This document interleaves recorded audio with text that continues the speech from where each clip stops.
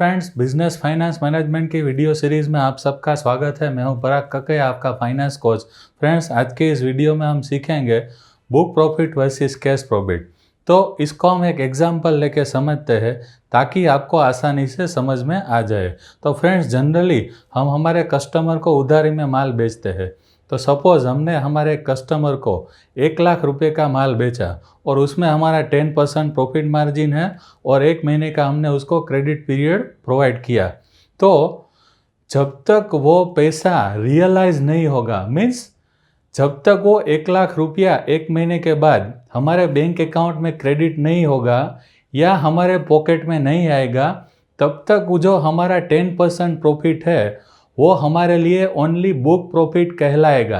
तो जब वो पैसा हमारे बैंक अकाउंट में क्रेडिट होगा या हमारे पॉकेट में आएगा, तभी वो कैश प्रॉफिट में कन्वर्ट होगा। तो फ्रेंड्स, हमारे बिजनेस में सबसे ज़्यादा इम्पोर्टेंट हमारे लिए कैश प्रॉफिट है। तो बुक प्रॉफिट कितना भी चाहे हो, जब तक वो कैश में कन्वर्ट नहीं होगा तब तक वो हमारे लिए यूजलेस है।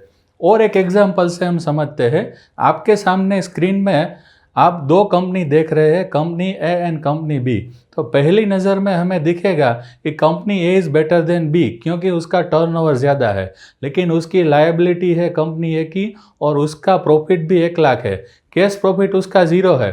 जब कंपनी बी को हम देखेंगे तो कंपनी बी का जितना बुक प्रॉफिट है उतना ही उसका कैश प्रॉफिट है।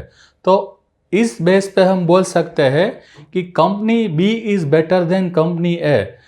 उसका टर्नओवर भले ही कम हो, लेकिन हमें कैश प्रॉफिट से मतलब है।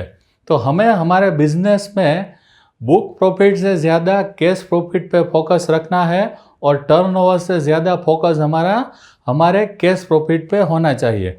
तो फ्रेंड्स, आज के लिए इतना काफ़ी। नमस्कार।